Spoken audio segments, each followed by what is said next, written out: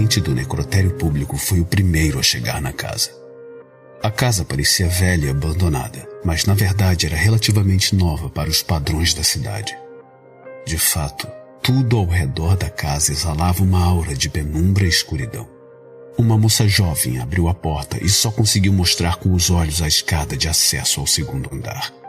O enfermeiro estava acompanhado de um assistente e logo atrás dele 2 policiais locais já estavam deixando as viaturas. O enfermeiro viu de relance um homem sentado na mesa da sala, segurando a cabeça afundada entre as mãos. Mais tarde, soube ser o pai da falecida. Subindo as escadas num silêncio sepulcral, adentrou a única porta que estava aberta no andar superior.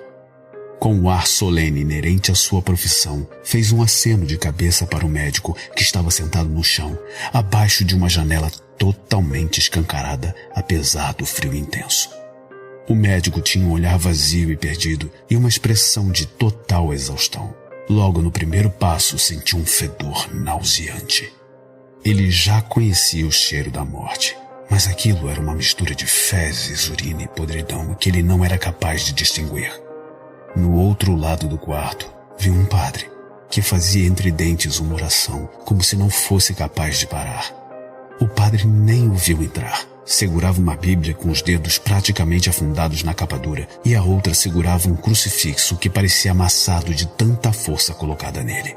Ao lado da cama viu uma senhora, que parecia ser a mãe da jovem morta, e no olhar dela viu uma sensação estranha de alívio. Olhando finalmente a jovem deitada na cama, quase não conseguiu distinguir se tratar de uma moça de seus 20 e poucos anos.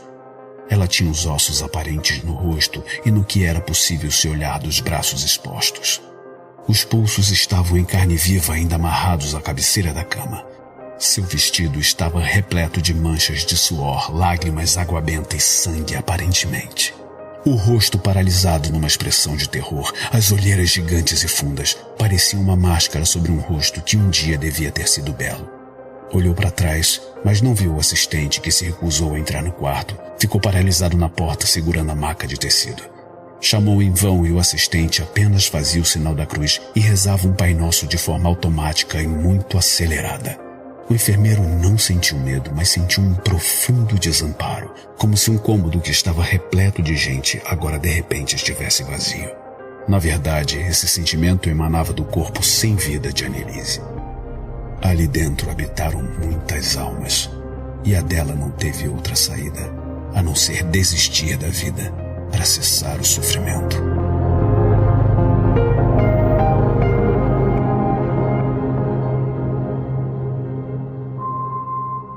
Paranormal FM.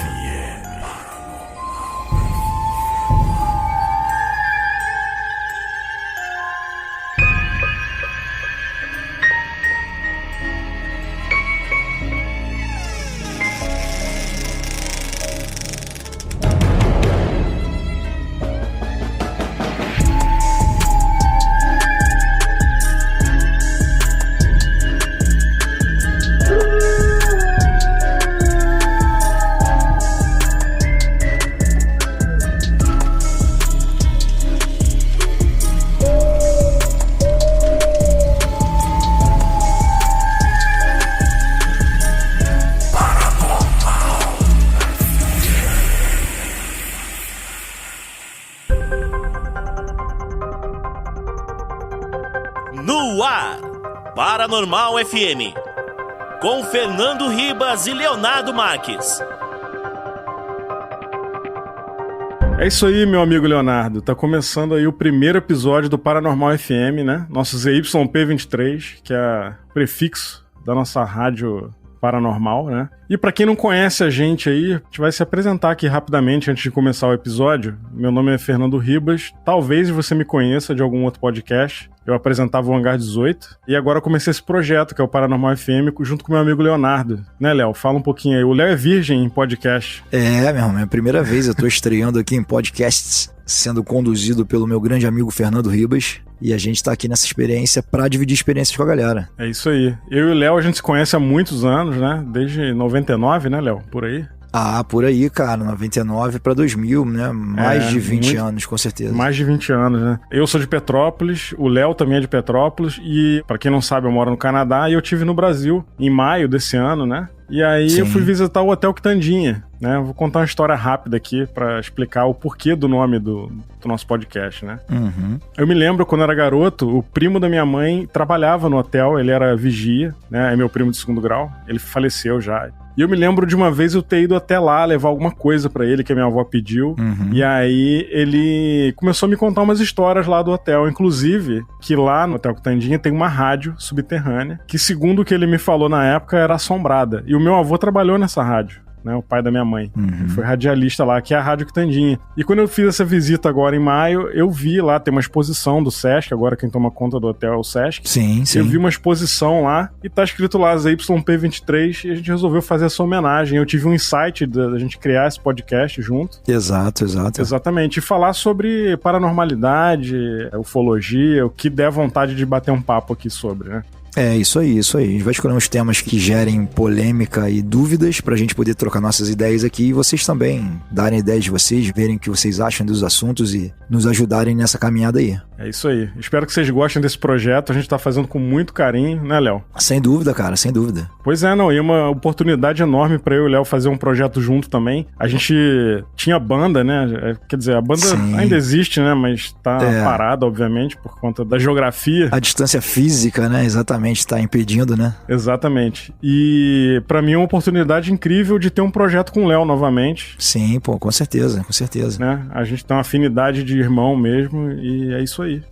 Quando o Ribas falou, cara, vamos fazer um projeto aí, eu já tenho experiência nessa questão de podcast e é só trocar uma ideia mesmo e as pessoas vão ouvir se quiser, se gostarem das ideias, né? E eu falei, pô, nada melhor pra aproximar nós dois do que trocar ideia, como a gente fazia quando tava junto aqui em Petrópolis, né, velho? Pois é. Sempre saindo e trocando ideia e é isso aí. E é isso aí, espero que vocês gostem, vamos ouvir o primeiro episódio aí e é isso. É isso aí, galera. Manda o feedback de vocês depois, se vocês gostarem ou se vocês não gostarem também. E a gente vai seguir junto. Isso aí. Vamos lá pro episódio, Léo? Bora lá que tá maneiro.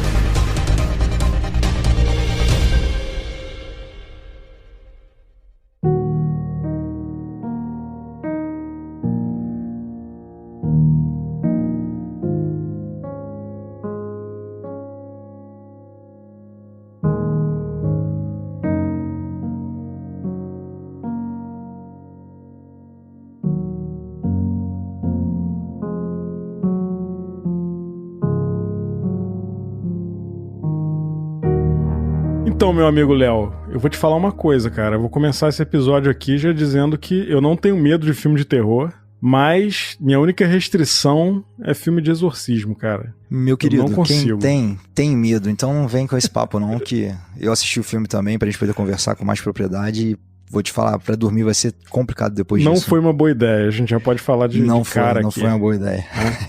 Cara, eu tenho uma lembrança de eu na sala da minha casa, zapeando na TV, trocando de canal, do nada, parei num filme. Tava rolando uma cena que eu vou descrever pra você, que era o seguinte. Um cara toca a campainha de uma casa, vem uma mulher, abre a porta. Do nada eles olham pra esquerda, assim, pra direita da mulher, né? Tem uma escada que dá pro segundo andar da casa e vem uma mulher descendo de 4 ao contrário. No estilo Sacou? ponte ginasta, tô ligado. A minha lembrança era minha mão tremendo, eu tentando trocar de canal e não conseguia, cara. Não conseguia. Porque eu tenho um cagaço absurdo, cara, de filme de possessão demoníaca. Tem uma ação muito forte no nosso subconsciente, né, cara? Um filme que eu não esqueço, que você reassiste, depois você vê de novo, você acaba amenizando. Mas o Bebê de Rosemary, velho, aquele filme. Eu não me falo desse filme, não. Cara, vou te falar. Aquele final... Porra, eu passava mal. Quem não viu, pode assistir aí, quem curtir. Pois é. Porque são sensações horríveis. A gente pode até fazer um dia, episódio sobre esse filme aí, que vale a pena. Bacana, tá vendo aí, ó. Fica na pauta, fica aí anotado. Pois é. Mas assim, não sei se é uma boa ideia, porque eu vou ter que ver de novo essa cara, desgraça. Não vai deixar só a memória, né? Que já tá esvaecendo. Pois é. Mas então, hoje a gente vai falar de um caso... da Anneliese Michel, é assim que pronuncia o nome dela? Ela era alemã, né? Michel, alemã, exatamente, isso aí. Sim, então ela ficou famosa por conta de um filme aí que foi lançado, acho que em 2005, né? Chamado O Exorcismo de Emily Rose. Exatamente. Fizeram uma adaptação, né? Parece que o filme se passava nos Estados Unidos, se não me engano, mas é uma adaptação dessa história real que tá registrada aí na história. Bom, a gente reassistiu esse filme aí essa semana pra poder acrescentar aqui no que a gente vai falar desse caso, né? Mas eu vou te falar, cara, comparado ao Exorcista, aquele filme clássico, esse filme aí é até leve, mas não é tão leve assim, né? Eu acho que ele foi amenizado, né, pra ser mais comercial, acredito, né? Pois é. Porque você lendo a história real assim, você vê que é uma história muito pesada, né, cara? Não, demais, cara. Pra você filmar isso aí, talvez pra aceitação de tolerância, de liberação de idade, essas coisas todas comerciais, né? Os caras deram uma filtrada, mas ainda assim, cara, você consegue entrar na história e imaginar aquela situação ali da família, principalmente. Nossa, sim, cara. É complexo, é complicado. Pois é. E a Annelise, ela tinha 16 anos quando aconteceu essa situação, a primeira vez que aconteceu, né? Ela era uma jovem alemã católica e ela foi diagnosticada com epilepsia após diversos episódios de convulsão em 1968, né? Isso, ela nasceu em 52, né? Quando completou 16, teve esses episódios de convulsão e foi diagnosticada com epilepsia. Sim. E a partir de então a menina, ela entrou em depressão profunda, tentou se matar algumas vezes, né? O que já é uma parada bem pesada, inclusive, até pra família também. Sem dúvida, com certeza. Pois é. Parece que o filme não mostra isso, né? O filme mostra ela saindo de casa animada, né? Conseguindo entrar numa faculdade.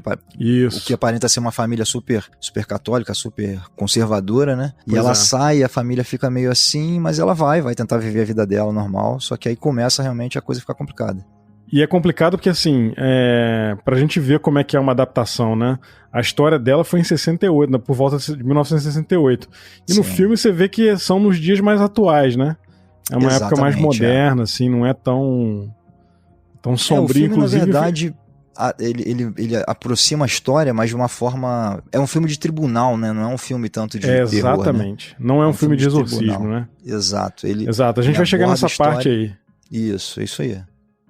É isso aí. Mas, enfim, a história tá registrada que a partir dos 16 ela começa a ter esses episódios convulsivos, diagnosticam ela com epilepsia e ela começa um tratamento e tudo mais, né? Enfim, mas ela, por conta dessa criação católica dela, ela acredita piamente que ela tá realmente possuída, né? Pois é. E tem um detalhe que assustava muito a família dela, que ela sofria de algumas alucinações, né? E ela afirmava que enquanto ela estava rezando, ela falava, né, a oração, a reza e tal, enquanto ela estava falando, ela ouvia vozes dizendo que ela estava condenada e que ela ia apodrecer no inferno. Olha isso, cara. Que parada pesada. Olha só, aí se você é de uma vertente religiosa que acredita em céu e inferno, você imaginar que vai pro inferno, cara, é uma penitência muito gigantesca, né? Pois é. É o maior castigo, né? Pro catolicismo, na verdade. Pois é. Inclusive, fazer um adendo aqui, eu li um livro chamado A Divina Revelação do Inferno. Cara, eu fiquei 2 semanas sem dormir. Só de pensar na possibilidade de ir pra lá, cara. Cara, é complicado, tá? A gente vive numa situação... Cara, assim, eu não sou uma pessoa religiosa, né? Uhum. Apesar da minha família ser... Minha mãe era mãe de santo, né? Uhum. E isso é uma coisa que a gente precisa conversar aqui também pelo seguinte: a gente vai chegar, né, na parte da conclusão desse julgamento, do que houve, mas gera uma dúvida muito grande, né, se realmente ela tinha alguma coisa ou se não, porque digamos que você não seja católico e não acredite nessas coisas, né, então você vai dizer, olha, ela estava doente e tomaram um caminho errado, né, para tratar. Então essa é uma coisa que a gente também tem que discutir, né, se essa questão é possível, se não é possível, o que você acha, o que eu acho. Na verdade, eu acho possível.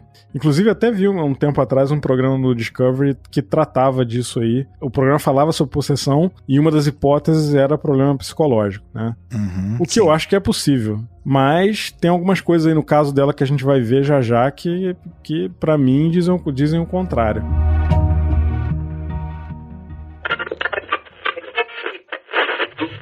Quando te perguntarem qual rádio você ouve, responda ZYP23, Paranormal FM.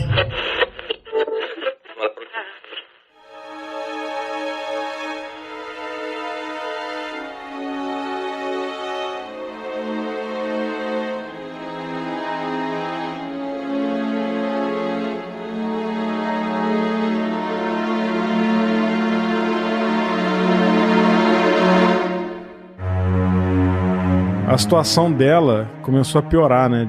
Dia após dia, né? E ela passou a andar nua pela casa, comer inseto. Tem isso no filme, inclusive, ela comendo umas baratas lá, nojento demais, né? Ela defecava, cara, nos lugares, nos cantos da casa, e ela bebia a própria urina. Sim. Que é um negócio também, nossa, cara, muito bizarro, né? É. E aí a família decidiu internar ela numa clínica psiquiátrica, né? É isso mesmo. É o fato dela ter vivido, né, no estado da Baviera, né, na Alemanha, em um lugar muito, muito católico, né, ela atribuiu imediatamente essa condição à possessão demoníaca. Sim. E ela começou a se tornar intolerante a objetos e lugares que eram considerados sagrados, né?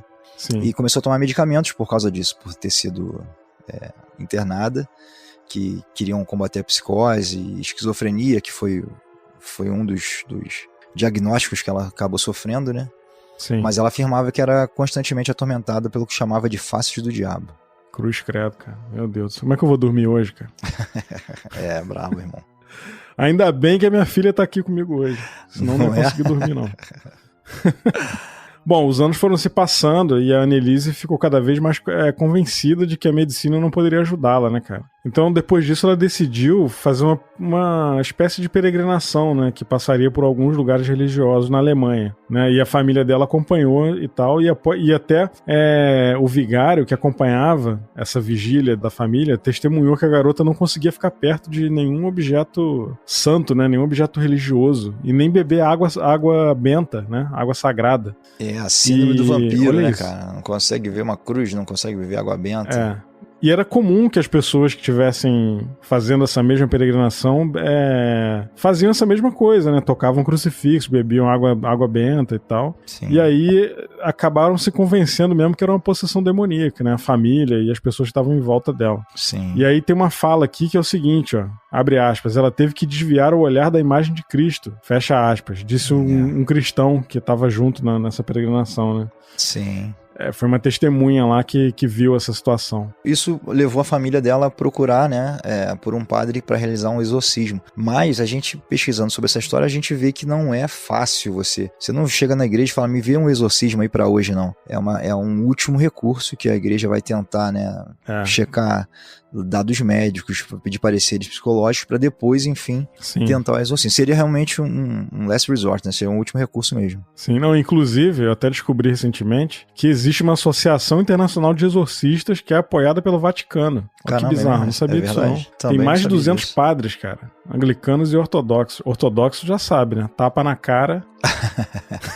Tratamento de choque, né, irmão? Chega de voadora no espírito. Né? É de Padre Quevedo pra cima. Né? Cara, você vê muitos filmes aí, tem um filme, vai me escapar o nome agora, eu acho que é Agnes de Deus, se não me engano, que realmente eles convocam tipo um esquadrão especial de padres, né, que são especialistas nesse segmento pra realizar esse tipo de operação. É tipo o BOP do Vaticano. É o BOP do Vaticano, o cara chega... Os caras vão de farda preta. Carro preto. Já estão fardados, já estão de preto, né, pô? É brabo, a gente brinca, mas cara, é sério esse assunto. Mas deve ser maneiro, é um grupo de elite do Vaticano aí, né? Sim, pessoas especializadas, né? Sim. Como eles decidiram, né, realmente procurar um padre, mas os párocos diziam que ela tinha que continuar o tratamento médico. Para a cerimônia acontecer, realmente era preciso uma autorização maior, de um bispo da igreja. Isso aí eu acho o seguinte, eu acho até comum, eu acho que eu nunca vi um exorcismo, nem nunca conheci um exorcista. Graças a Deus. Sim. Mas assim, eu acho que isso aí deve ser até uma coisa comum, porque mesmo a pessoa estando sofrendo de um mal desse, né, que é sobrenatural, eu acho que, além disso, a pessoa tem problemas físicos, né, cara? E ela tem que ir pro hospital, tem que ter um médico acompanhando, né? Imagina, sim, você vê, ela bebia urina, cara. Pois Isso aí não vai fazer bem nunca, né, velho? Comer inseto, beber urina. Pois é. Comia fezes também. Porra, não vai fazer bem, né? Então, realmente, o tratamento médico é você cuidar do corpo pra também cuidar da alma, não tem jeito, né? Não, inclusive ela se batia, né, cara? Ela tinha uma força sobre-humana. Isso já é uma coisa que eu acho bizarra. Mas eu também vou até contar uma coisa que aconteceu comigo aqui. Tinha um cara que trabalhava comigo que ele tinha um problema no cérebro. Eu não sabia exatamente o que era, mas ele sofria de convulsão. O cara tinha umas convulsões. Isso, cara, eu era muito novo. Eu trabalhava no McDonald's, cara, aí em Petrópolis. o cara tinha problema no cérebro, ele até já tinha operado, mas ia ter que operar de novo e tal. E o cara tinha essas crises. Ninguém conseguia segurar o cara. Tinha uma força absurda. Entendi. E aí era perigoso, porque o cara trabalhava na cozinha do McDonald's. Se o cara tivesse uma convulsão, o cara podia cair com a cara na chapa, né? Nossa senhora, doideira. Então a gente ficava, na época, às vezes eu trabalhava com ele no mesmo plantão. Quando acontecia isso, já se mobilizava um monte de gente pra segurar o cara, pro cara não se machucar, né? Sim, sim. E ele entrava num transe mental que, cara, eu lembro de 4 pessoas, inclusive eu, segurando ele já suspenso. Tipo, ele não tinha base de apoio, as pernas já não estavam tocando o chão, e o cara travou com as 2 mãos, assim, no portal. Caraca. E ele puxou as 4 pessoas, cara. O cara tava com uma força, assim, sobre-humana. Que doideira, velho. Apesar de eu achar bizarro essa menina, né, também os relatos da família e tudo, e até do padre, de que ela tinha essa força sobre-humana, não é uma coisa que pra mim remeta à possessão demoníaca. Eu acho que... Entendo. Né? Pode até ser, mas... Sim, sim. Eu entendo o que você quer dizer, sim. Na verdade, eu tenho uma outra versão dessa história, que é a seguinte. Como eu te falei, a minha mãe era mãe de santo e ela tinha um centro espírita, que quando eu era criança ela me obrigava, de certa forma, que ela queria muito que eu fosse espírita como ela, um bandista, né, como ela. Então eu ia no centro espírita e um dia uma pessoa da audiência passou mal, um senhor gordo, né? Ele era bem gordo. E esse centro era um centro muito pobre, né, cara? Era nos fundos de um terreno, de uma casa. Então você subia uma escada para um pequeno sobrado ali. Era uma escadaria do lado de fora e você ia pra uma casinha onde era esse centro espírita. Mas as pessoas iam lá, né, pra se consultar com os espíritos e tudo mais. Eu achava estranho, porque eu via minha mãe incorporando outros espíritos, cara, e era uma coisa estranha, porque eu via minha mãe ali, mas ao mesmo tempo sabia que ela não tava ali, né? Era uma outra pessoa que tava ali no corpo da minha mãe. Então... Porque ela me explicava, né? Ó, é isso que acontece, eu me preparo pra isso, estudo. É um negócio esquisito, né, cara? Na cabeça de uma criança, assim. É difícil, cara, é difícil. Assim, eu vi aquilo naturalmente porque eu já acompanhava desde pequeno, mas qual foi o fato? Essa pessoa passou mal e pra descer a escada com aquele cara, era uma escada muito estreita, ia ser, cara, um rolê, né? Complicado. E aí tava o que a gente chama de incorporado, um espírito lá, e ele falou, só que o que eles chamam de cavalo, né, que é a pessoa que tá incorporando o espírito, era um cara super baixinho, um cara baixinho assim, fraco, e falou, eu levo lá embaixo esse amigo aí, mas depois tem que ver como é que o meu cavalo vai suportar, né, porque ele dizia que ele tinha força pra levar, mas depois o corpo que abrigava esse espírito ia pagar as consequências, igual você pegar 2 sacos de cimento aí, beleza, você leva, depois, uma semana pra se recuperar, entendeu? É o cara se machucar, né? Aí entraram no consenso, acharam melhor não e tal, não sei o que, enfim, aí o cara voltou à consciência e não foi necessário carregá-lo, mas, cara, eu fiquei... O espírito foi legal, né? Se preocupou com o cara. Ele falou, cara, se quiser eu desço lá, mas aí, assim, é aquilo, né? São interpretações dessa história. É isso aí, cara.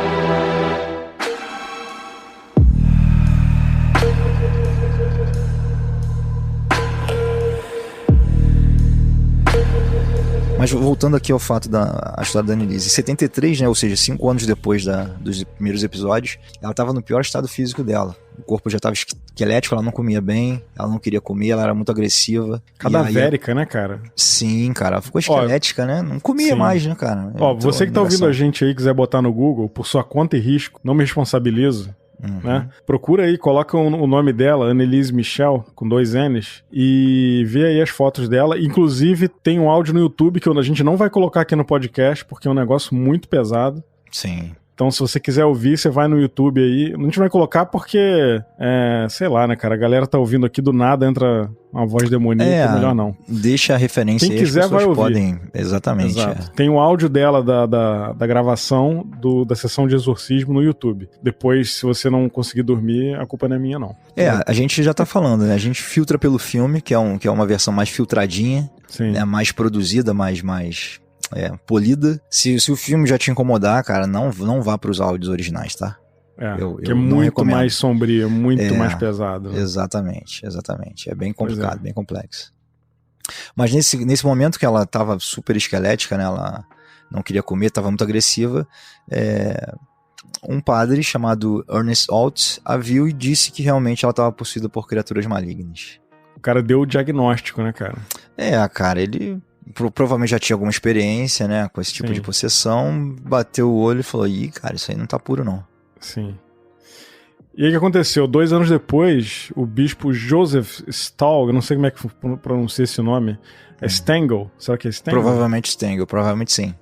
Joseph Stengel, ele concedeu ao padre Arnold Rands o direito de exorcizar a Annelise. E isso é interessante porque é um processo mesmo, né, cara? Sim. O cara não é o cara não chega e vai exorcizar, não. Tem um trâmite legal pra fazer isso, né? Sim. A Igreja Católica é, na verdade, um tipo de exército, né, cara? Mas em outra... Sim. É uma estrutura, né, em outro cara? Segmento, tem tal, toda uma hierarquia, tem tudo que você tem que seguir ali, né? Pois é. Inclusive, né, Léo, a gente já morou numa casa que era da igreja. Depois a gente vai contar essa história aí. Verdade, cara. A gente já morou juntos, eu e Ribas, mas sem relacionamentos amorosos, né? Só um amor fraternal. Um amor fraternal muito grande. Mas, cara, aquela casa tinha história, hein? Porra. Aquela casa tinha história, cara. Tinha, enfim, muita coisa vai ficar para outro episódio. Sim, depois a gente conta a história. Cobre aí. Pois é. E aí o padre Arnold Rands ganhou o direito de fazer o exorcismo da Annelise, né? Mas ele pediu que isso fosse feito com sigilo absoluto, né? E o exorcismo dela, cara, durou 10 meses, cara. 10 meses fazendo sessões de exorcismo. E chegando no final, 67 encontros, e alguns duravam até 4 horas. Olha isso, cara. Você pensa o estresse físico dela, do padre, né, cara, no final desse processo aí já. Não, e as coisas que o padre ouviu também, né, cara? Sim, sem dúvida. Imagina. Muito difícil. Bom, o tratamento médico foi abandonado e a família se apoiava inteiramente nos exorcismos, né? Porque nada resolvia o problema dela, né? Ela fez tratamento médico, fez tratamento psicológico e nada conseguia resolver. E ficava cada vez mais estranho, né? E aí, os exorcismos foram entre 75 e 76. 1975 e 1976. Nesse intervalo, né? Exato. Não teve resultado, a menina parou de se alimentar e declarou em uma sessão que queria morrer para expiar os jovens rebeldes da época e os padres apóstatas da igreja moderna. O que significa? Bom, parece aí que como a família era muito, muito religiosa, muito católica, né? Uhum. Eu acho que ela realmente não acreditava que a igreja ela é obrigada a se modernizar, né, cara? Sim. Você vê, já passou pela fase aí do padre Marcelo, dos bispos cantores, dos padres cantores.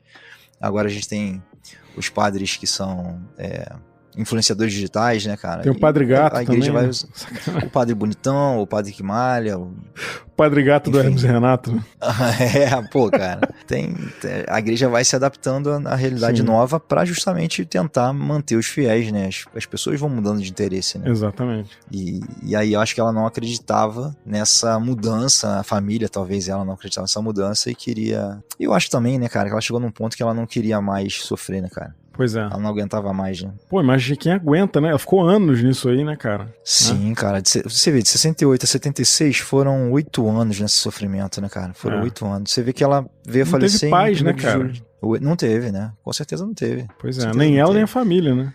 Se é uma pessoa muito religiosa, toda vez que ora, ouve vozes dizendo que ela vai pro inferno, cara, alguma coisa não tá bem, né? Pois é. Então ela não suportou e faleceu em 1º de julho de 76, enquanto dormia.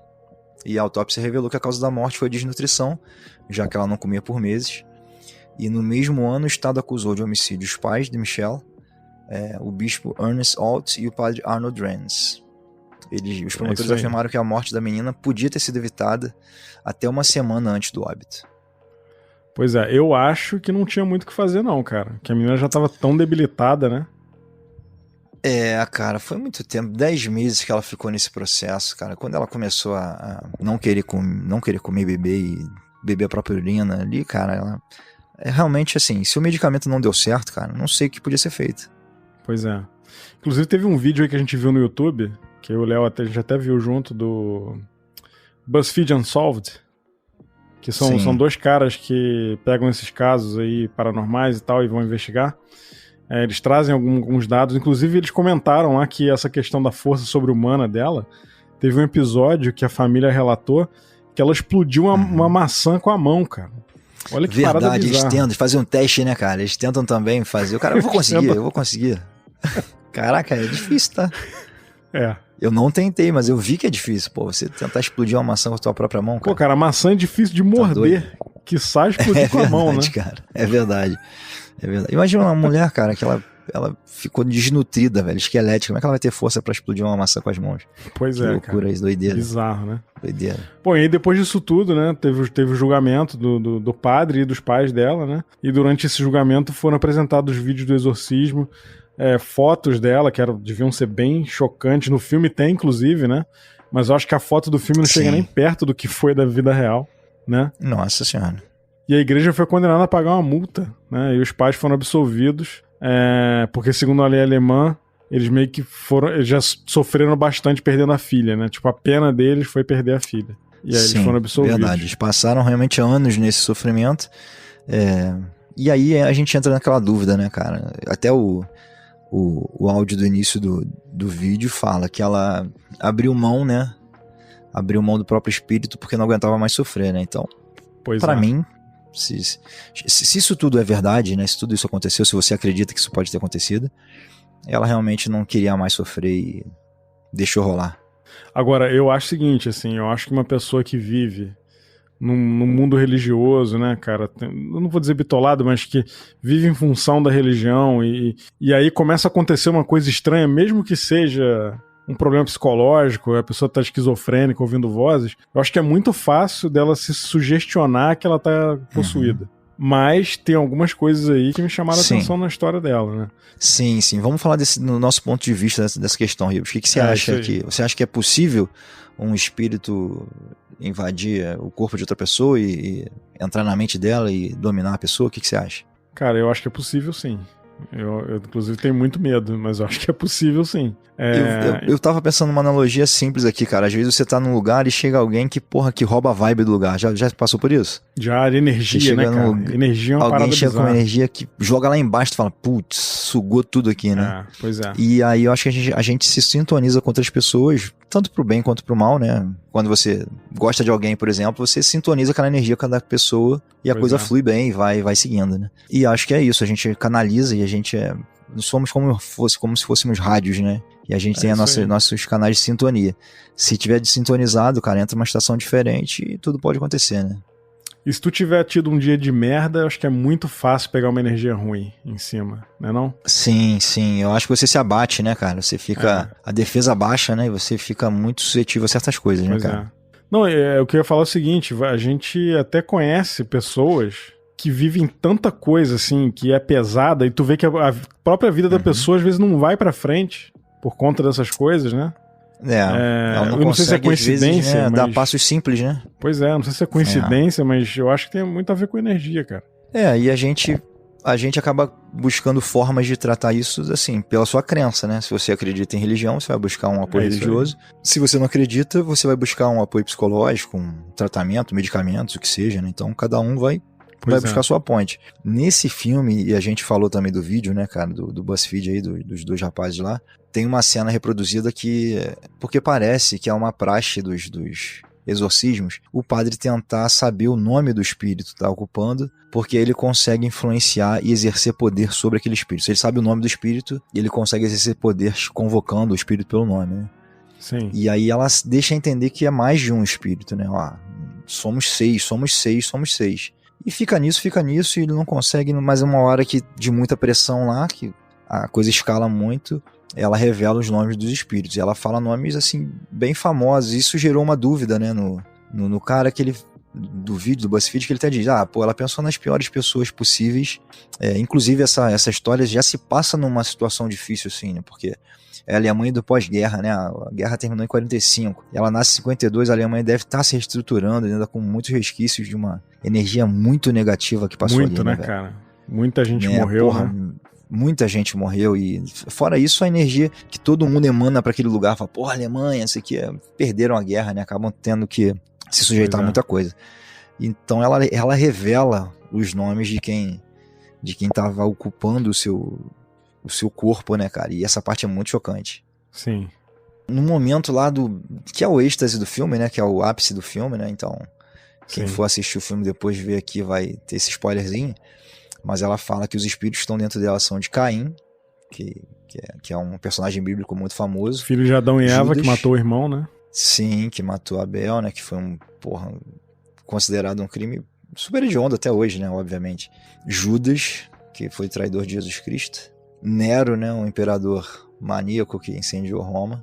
Hitler, que aí era um personagem super, super fresquinho ali, né?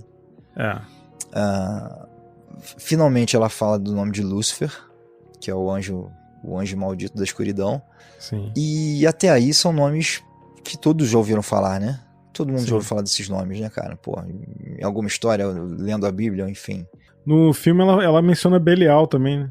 Exatamente. Nessa adaptação, acho que eles tiram essa menção, que é o nome de um outro padre que tinha sido expulso da igreja. Agora não me lembro por quê, o que ele fez, mas ele foi excomungado, chamado Flashman. E ela fala o nome dele. E aí isso gera uma dúvida. Pô, realmente esse era um nome que não dava pra saber, né? A não ser que alguém tivesse dado essa informação pra ela e não era o caso, né? Pois é. Então é isso que me deixou com a pulga atrás da orelha também. Esse detalhe aí. Porque os outros nomes seria fácil ela falar, né? Porque exatamente. o cara até brinca do vídeo. né? Pô, pensei em nomes de pessoas ruins aqui que vem à minha cabeça e vou falar, né? Pois é. Mas esse era um nome inédito, né? Pois é. Isso aí realmente me deixou com a pulga atrás da orelha. Foi realmente complicada a situação, realmente, pra família. Imagina seguir a vida depois disso, né, cara? Como é que deve ser? Pô, não, e a casa? Como é que mora naquela casa, né? Que imagina a energia que ficou ali, né, cara? Exato, cara. Exatamente. O que se faz, né? O que se faz depois de um fato desse na vida de uma família? Quem fica, o que vai fazer? Cara, só tem uma saída. Galão de álcool, molha a casa inteira, acende um fósforo, taca fogo e vai embora, cara. Porque não tem o que fazer ali mais, né? Dá um reset e vambora, né? É isso aí, cara. É isso aí. Acho queima roupa, queima tudo. Tudo que tivesse de lembrança. Deve sair aquela fumaça preta, né, cara? Aquela nuvem preta, igual um cogumelo, sai o Vingador de cima. Não tem o que fazer, cara. Não tem o que fazer. Realmente não tem o que fazer, brother. Complicadíssimo. E aí, viver com a saudade, com a falta da filha, que com certeza faz uma falta absurda. Mas ainda assim, viver com a memória de que ali, né, além da filha, viveu mais gente, né, cara? Que não era bem-vinda, na verdade. Quando te perguntarem que rádio você ouve, responda.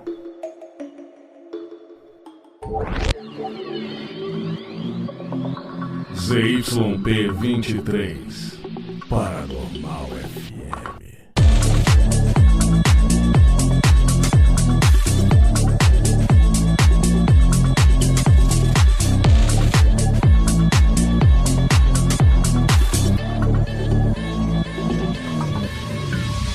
Paranormal FM.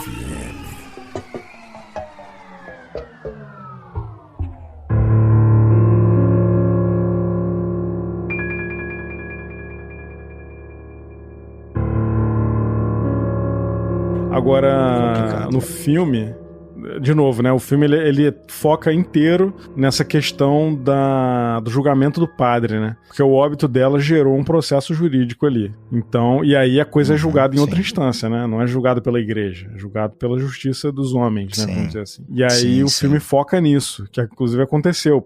A igreja foi condenada a pagar uma multa lá, né? Que inclusive não deve nem ter feito cosquinha na igreja, né? Não, sem dúvida. Se a gente for discutir a igreja, o que é mérito, o que não é mérito, a gente vai entrar num espiral sem fim aqui. Mas diferente do que a gente acha hoje aqui no Brasil, né, que o Estado é dominado ou regido pela igreja, né, na verdade o Estado é laico, né, o Estado é uma associação, é um acordo, né, que a gente vive sob ele, que não importa a sua religião. Então não dá para você seguir regras de religião num Estado onde existem várias religiões. Por isso houve esse julgamento. Porque se o Estado fosse católico, não, ela estava possuída, morreu, acabou. Mas não, ela morreu porque a causa morte dela foi desnutrição, né?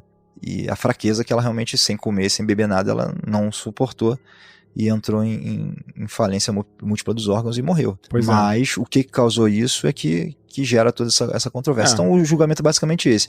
Ela poderia ter sido salva ou não? Pois é. É tipo a pessoa que morre de AIDS. A pessoa não morre de AIDS, né? Ela morre de gripe, morre de pneumonia, né? Mas a causa é a AIDS, né? Então, assim, no caso dela, foi mochila de criança. Isso aí, cara. A dúvida toda do filme é, o padre e a família poderiam ter salvo ela, poderiam ter obrigado ela a comer, ou, sei lá, forçado comida goela dentro? Ou realmente foi feito o que podia fazer dentro das crenças deles? Isso é o que a gente tem que decidir quando assiste o filme, né? E aí, quem estava certo?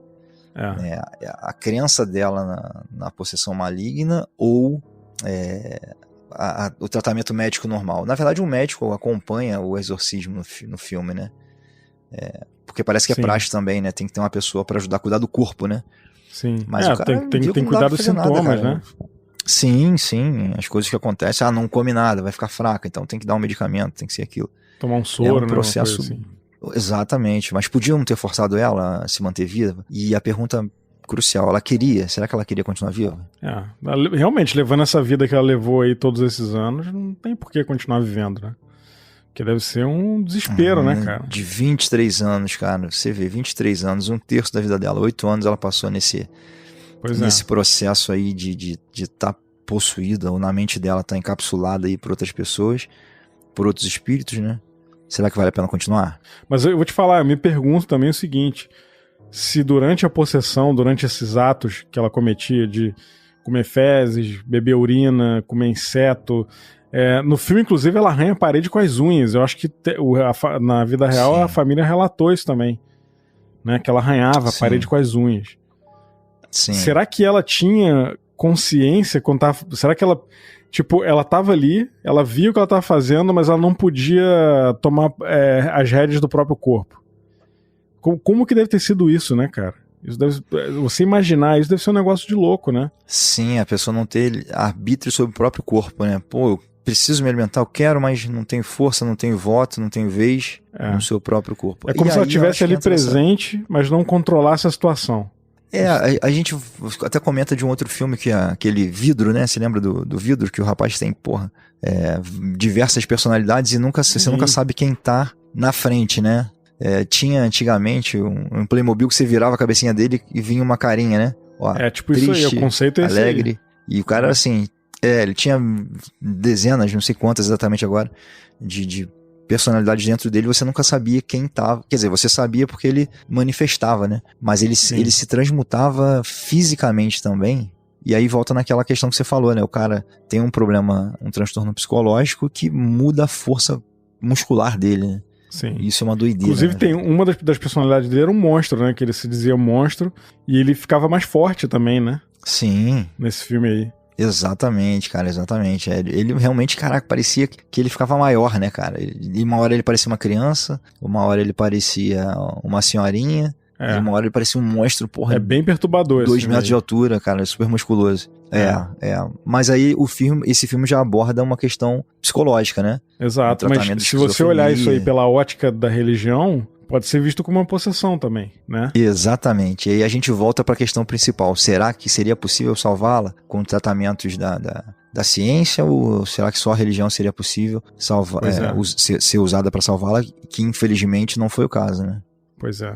Tem uma coisa no filme que me chamou a atenção que foi o seguinte, que durante as investigações e o julgamento do padre, as pessoas envolvidas, tipo a advogada que estava defendendo o padre, começou a ver aparições do capeta, cara. Umas sombras bizarras lá perseguindo ela. O padre avisa ela, né? O padre viu também, né? Teve uma possessão num cara que estava na cela do lado, começou a ameaçar o padre. Nossa, que terror. Sim, assim, essa dramatização a gente não é mencionada nos relatos da história. Isso eu já acho que é a alegoria, né, do filme, né? Eu acho que dramatiza pra você poder ver que o espírito é tão ruim que vai influenciar tudo ao seu redor pra que não seja resolvido o problema. Eles querem dar cabo dessa situação, né? Mas aí tem o seguinte também, né? Será que eles querem que ela morra ou será que eles querem que ela fique? Pois é. Não, mas aí tem o seguinte também, cara. Porque assim, ela já tinha morrido aí quando rolou o julgamento, né? No filme. Verdade. E na vida real também. Verdade. Cara, qual o interesse do capeta em não querer ir pra prisão, cara? Ele não vai pra prisão. Né? Ele não ia ficar lá, né, brother? Qual o interesse desses bichos ruins aí em atravancar o processo legal dos homens? Né? Verdade. Talvez o interesse dele seja realmente deixar o padre que tentou fazer um bem e pagar, né? Pagar e ser preso. Aí faz sentido. É mais um se ferrando e pelo bel prazer. É o mal pelo mal, né? Pois é. Porque tem o seguinte também, no filme, tem uma outra coisa interessante que é revelada no final, e eu vou dar o spoiler aqui, porque o filme já tem quase 20 anos, né? Pelo amor de Deus, você não viu. Sim, tá eu acho que, né, dar spoiler. já tá. Mas tem uma coisa que até... com certeza. Pois é, não, eu sabia até antes de ver o filme, mas quando eu vi eu me recordei. Que na última sessão dela de exorcismo, eu não sei se isso aconteceu na vida real ou se é uma coisa que botaram só no filme. Se você souber aí, manda pra gente, e a gente vai ficar feliz em descobrir. Que assim, na última sessão de exorcismo foi muito pesada, e logo depois ela caiu num sono profundo, e ela dormiu muito tempo. E durante esse sono profundo dela, ela teve um encontro com a Virgem Maria.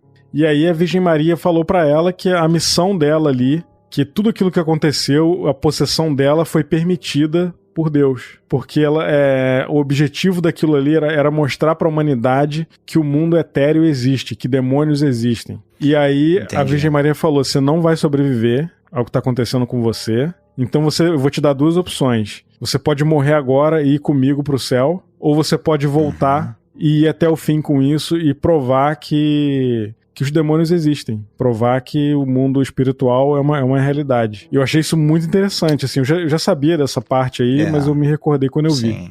Já que ela leva a sério e realmente é engajada na questão religiosa, ela teve a chance de ajudar de alguma forma, né? Mostrar realmente que existia isso ou aquilo. Mas, cara, que preço, né, velho? Que preço, que sofrimento que ela teve que passar, né, cara? Mas os mártires religiosos são sempre assim, né? Eles passam pelo mais alto sacrifício pra depois serem transformados em heróis, né? E são os exemplos para os fiéis que seguem a religião e tudo mais. Essa alegoria também é muito usada, né, cara?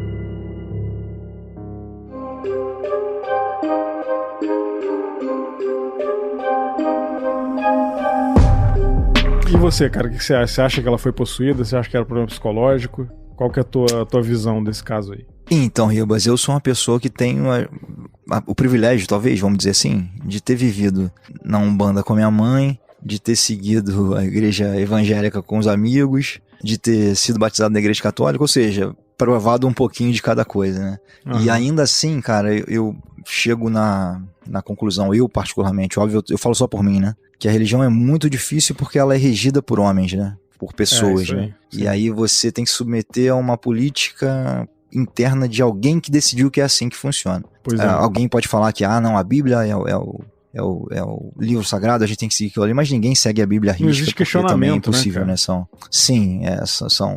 São metáforas, né, que estão ali, nem tudo é literal, né? Mas, enfim, eu acho que é possível, como falei, você abrir o seu canal, né, espiritual para algum momento alguma coisa tomar posse de você, se você não estiver vigilante e atento. E não sei te dizer, Ribas, realmente eu não sei dizer, cara. Eu acho que é possível, muito possível, e acho que é provável. Mas eu acho que a gente nunca deve se comprometer aqui com dar definições definitivas, né, cara? A gente tem que só deixar a dúvida no ar e deixar as pessoas decidirem o que elas acham. Estamos aqui para confundir.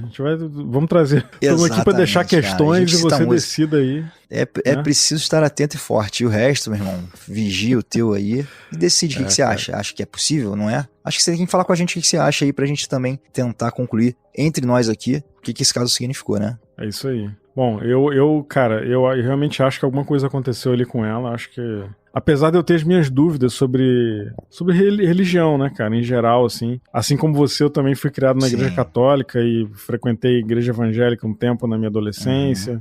Meu avô era espírita também. Meu avô era pai de santo. Então eu vi muita coisa. Eu vi sessão de espírita no apartamento do meu avô em Petrópolis, a ex-esposa dele lá, e ela tava com um espírito meio raivoso e meu avô amarrou ela. Ela tava com os braços pra trás, como se estivesse amarrada, mas não tinha nada segurando. E ela falando, rosnando. Eu vi isso quando era criança, fiquei traumatizado. Cara, eu vou te falar que o que mais me impressionava nas sessões de Umbanda era quando tinha a festa de São Cosme e São Damião e as pessoas recebiam espírito de criança, cara. Porque era muito engraçado você ver a minha mãe, que já tinha uma certa idade, uma distância natural entre nós de idade, e ela se comportava como uma criança, cara, de uma forma muito realista. Eu ficava, é bizarro, né, cara? É bizarro, parece que é outra pessoa, cara. Esse avanço, né? Sim. Eu sei que não é ela que tá ali, mas é ela, né? O corpo dela que tá ali. Então isso era uma doideira. Eu ficava muito impressionado com isso. Mas não era uma coisa que me fazia mal. Pelo contrário. Eu me divertia, eu brincava e tudo mais. Porque eu fui inserido ali, né? Essa visão que a gente tem de outra religião errada. Que é isso, cara. Isso é uma besteira. Porque você não vivencia aquilo. Você não sabe como aquilo é introduzido na vida das pessoas. E o significado daquilo, a importância daquilo pros outros. Então é preciso estar atento a isso também. Respeitar. Exatamente. E não duvidar dos outros, a não ser que você tenha certeza. Exato.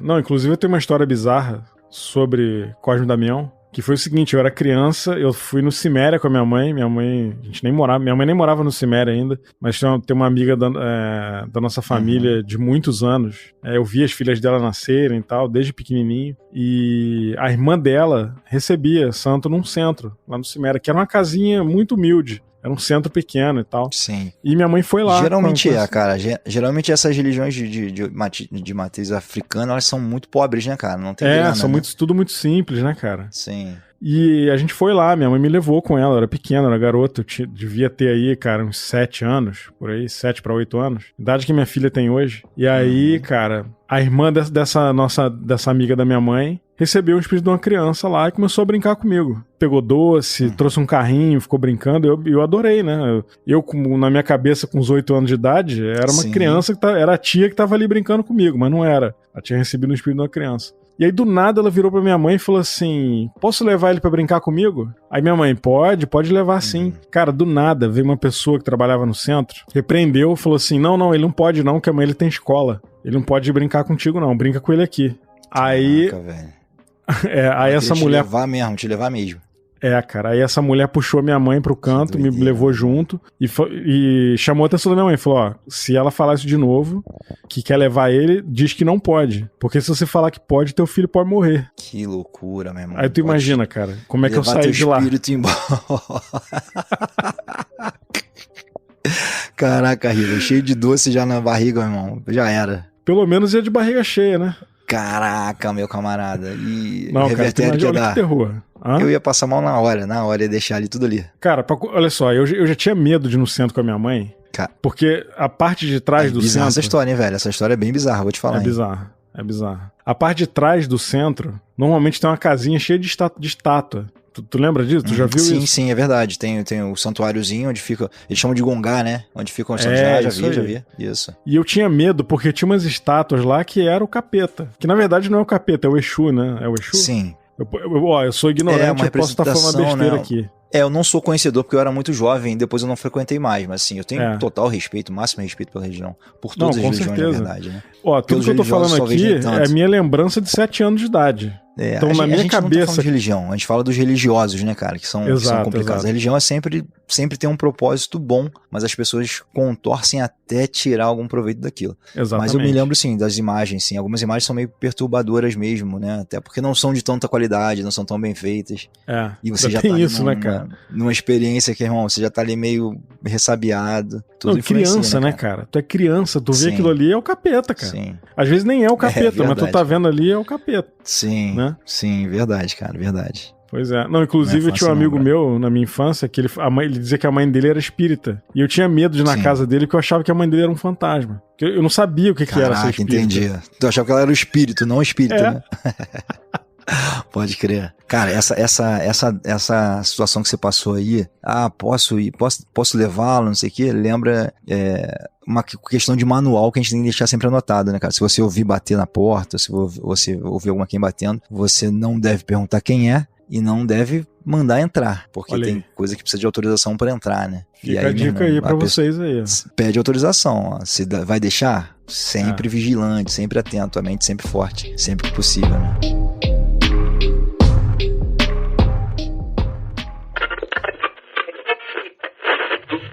Quando te perguntarem qual rádio você ouve, responda ZYP23, Paranormal FM.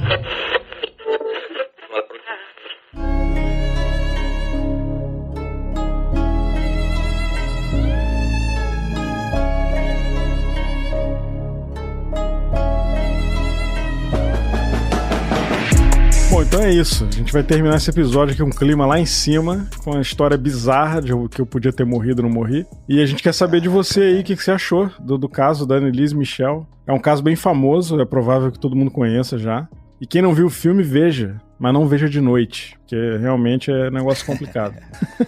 De dia tudo mais claro, E lembrando a vocês o seguinte, Paranormal FM é um projeto nosso aqui, de 2 grandes amigos, grandes irmãos de alma aqui. Isso aí. Que estamos separados geograficamente, mas o coração está sempre junto. E que paranormal são fenômenos que não fazem parte do normal. Podem ser sobrenaturais ou não.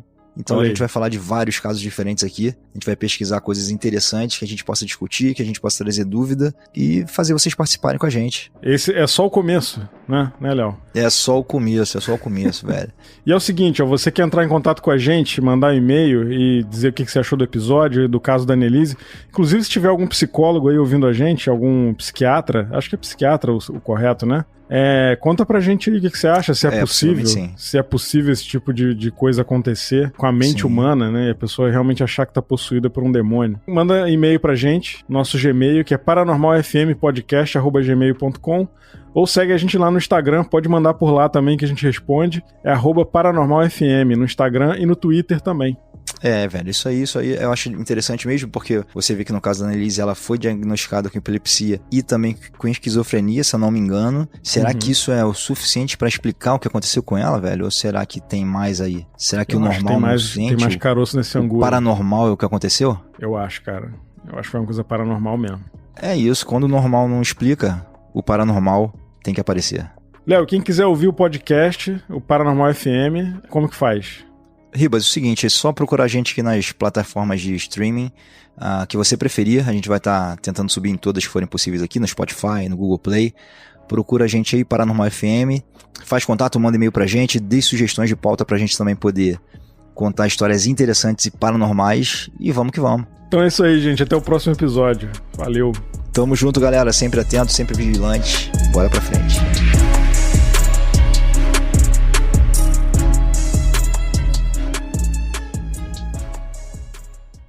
Cara, agora em off aqui, deixa eu te falar, meu irmão, a história mais bizarra de todas foi o dia que tu quase foi embora que tua mãe autorizou, hein, brother? Deixou tu ir, minha mãe carimbou meu passaporte pro além. Caraca, né? Posso levar essa alma? Pode. Caraca, tu leva vai embora, agora, irmão. esse moleque, eu não aguento mais. Meu irmão, vigilância é fundamental, fica esperto, hein, brother. Este episódio foi editado por Atelas, soluções em áudio para podcasts.